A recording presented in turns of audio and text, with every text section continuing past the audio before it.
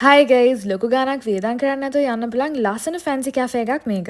මේ චිකන් බිරියානි එක වෙන්නේ රුපියල් 990යි. හැබැයි මේ දවස්වල කොම්බෝ ඔෆර් එකක් යනවා. පෙප්සි එකයි, ගුලාබ් ජමුන් එකයි, බිරියානි එකයි වෙන්නේ රුපියල් 1450යි. ටිකක් සැරට කන්න කැමති අයට try කරන්න පුළුවන් ඒගොල්ලන්ගේ spicy beef කොත්තු එක. අපි අද ආවේ දෙහිවල hill street තියෙන Park Bay restaurant එකට. restaurant එකේ floors දෙකක් dining තියෙන පොඩි parties, get togethers, meetups වල second floor එක හොඳයි. මේ submarine එකත් මාරු එක chicken seafood mix submarine එකක්. මේ තියෙන ocean seafood noodles එක මේක one portion එකක් වුණාට ඒගොල්ලන්ගේ portion එක ටිකක් ලොකුයි.